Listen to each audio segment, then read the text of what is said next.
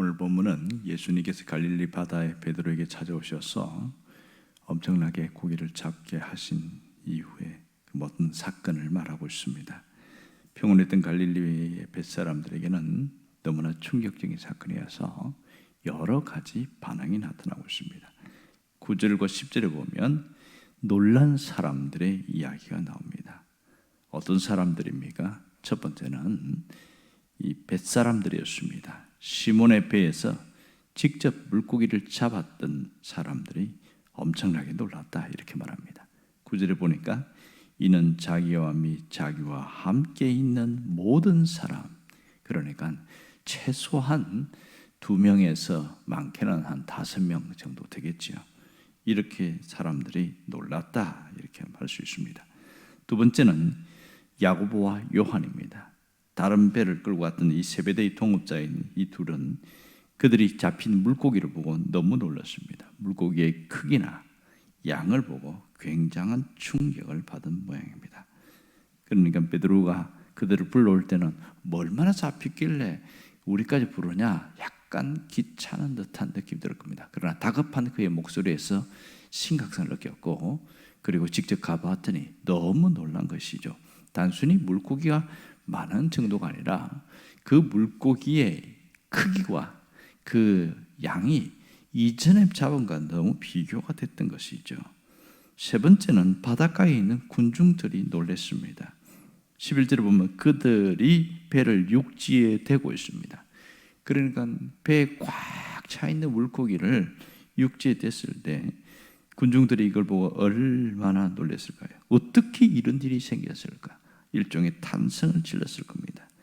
이 분명히 예수님은 직업이 목수였는데 그날 일으킨 기적을 보면서 완전히 생각이 달라지게 된 거죠. 어떤 면에서는 베드로에 대한 부러움도 있었을 겁니다. 왜냐하면 베드로가 일종의 로또를 맞은 것 같거든요. 자, 오늘 이것은 무엇을 말하느냐? 바닷가에 있는 사람들, 뱃사람들, 시몬과 또 베드로와 함께 있는 야고보와 요한, 이 모든 사람들이 놀랐다는 것은 무엇을 의미하느냐? 이것은 예수님의 존재성에 대한 겁니다.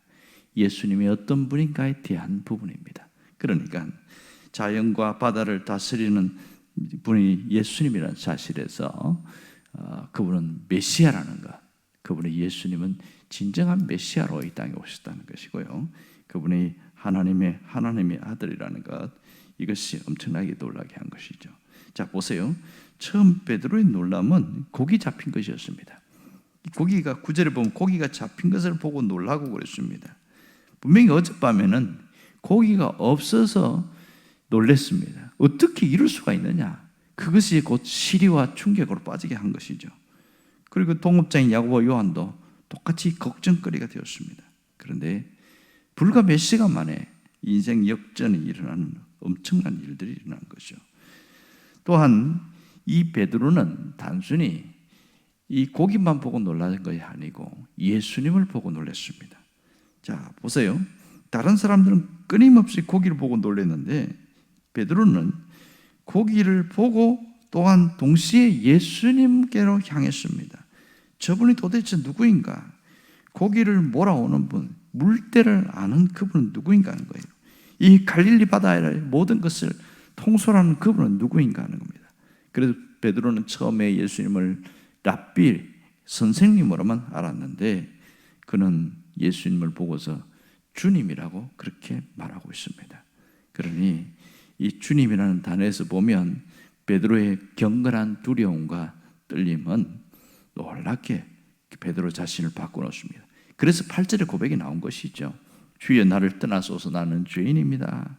이것은 그의 놀람의 결과라고 할 수 있습니다. 여러분들 일반적으로 보면 이 베드로 성격상 예수님께 동업을 제안하는 게 맞습니다. 그러니까 혹시 저와 동업할 생각이 없습니까? 제가 배를 갖고 있으니까 육을 먹고 예수님은 살을 가지면 안 되겠습니까? 그러다가 또 안 되면 흥정을 하는 거죠. 5대5로 합시다. 또 이것도 안 되면 그럼 거꾸로 내가 3을 먹을 테니까 예수님 7을 가져가세요. 3대7로 합시다. 이렇게 하는 게 정상인데 이 베드로가 완전히 딴판이었습니다. 흥정이 아니라 예수님께 무릎을 꿇고 엎드린 것이죠. 이것은 예수님이 누구신지를 알았기 때문인 것입니다. 그래서 결국은 이날 그 두렵고 떨림의 놀라운 체험은 베드로의 삶을 바꿔놨습니다.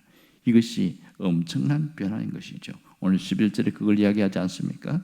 베드로와 야고보와 요한이 베드로를 육지에 버려두고 예수님을 따르는 엄청난 일이 일어나고 있습니다. 여러분, 우리가 살다 보면 놀랄 일이 종종 생깁니다.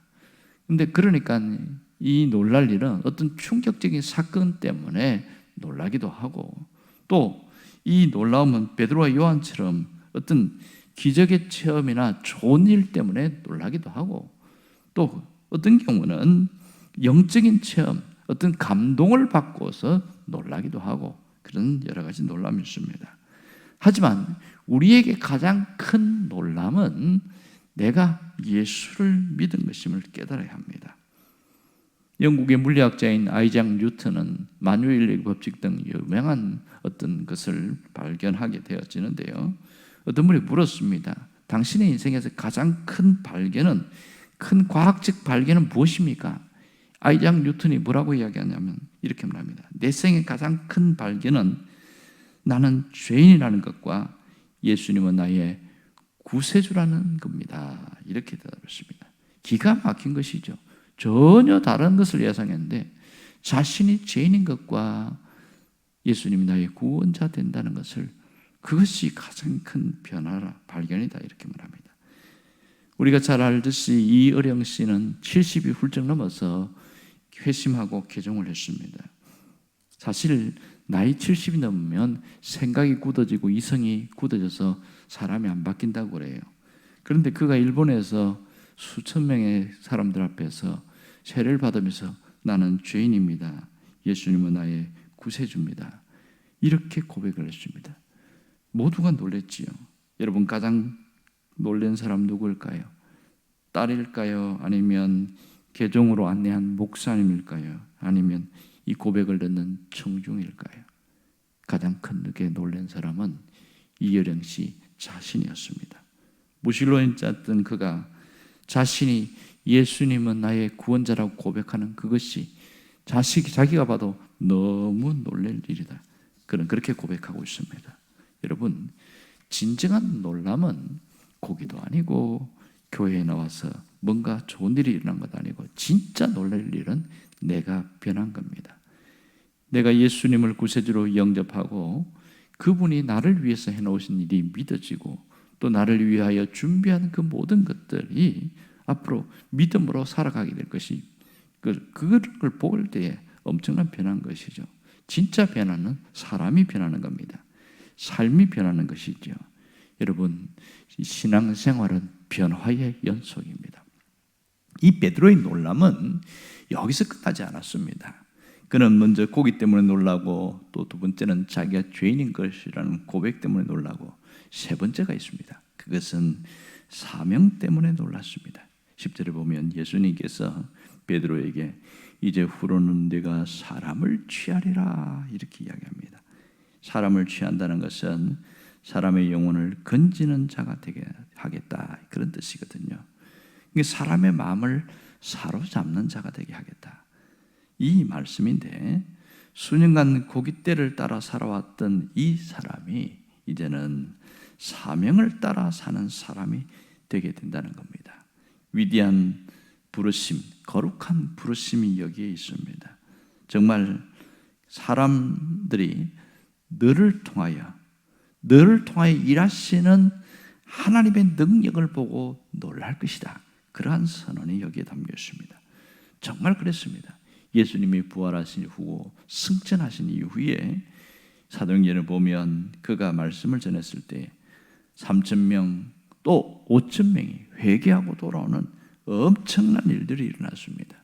그리고 성전 미문 앞에 있는 이 안전뱅이가 손을 내밀었을 때에 태어나면서부터 그는 걷지 못하는 그 사람이 벌떡 일어나서 펄쩍펄쩍 뛰면서 이제는 성전 안에까지 들어가서 하나님을 찬양하는 거 보고 사람들이 엄청 놀랐습니다.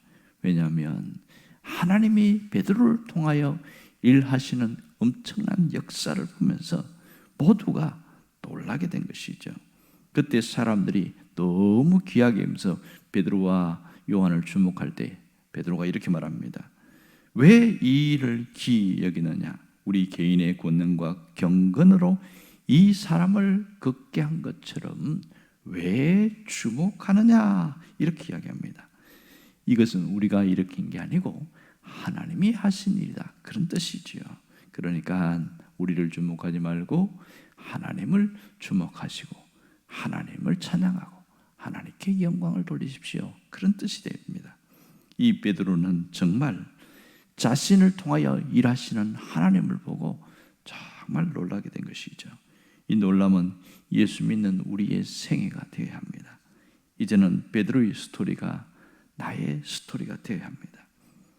예수님 안에서 의지의 실패에서 벗어나서 주님으로 채우는 어떤 놀라운 성공, 어떤 걸 통해서 타인을 놀래게 해야 되는 일이 우리가 해야 될 미션입니다. 또한 주님 안에서 새 사람이 되고 달라지는 내 모습을 보고 내 주변 사람들이 놀라게 되는 또 이런 간증자로 살아가게 되어야 한 것이죠. 뿐만 아니라 주님에게 더욱 헌신함으로 주님이 나를 어떻게 변화시켰는지, 또 이런 간증을 넘어서 내 삶으로 인해서 남들이 어떠한 변화가 일어나는지 주님이 하시는 그 능력에 놀라는 사명의 삶을 살아가야 할 겁니다. 이것이 이 베드로의 사건을 통해서 우리에게 주시는 분명한 메시지입니다. 내가 놀라고 또 나를 통하여 다른 사람들이 변화되는 걸 보고 놀라고, 그런 놀라운 변화를 일으키는 사명의 사람이 되기를 간절히 바랍니다. 기도하겠습니다.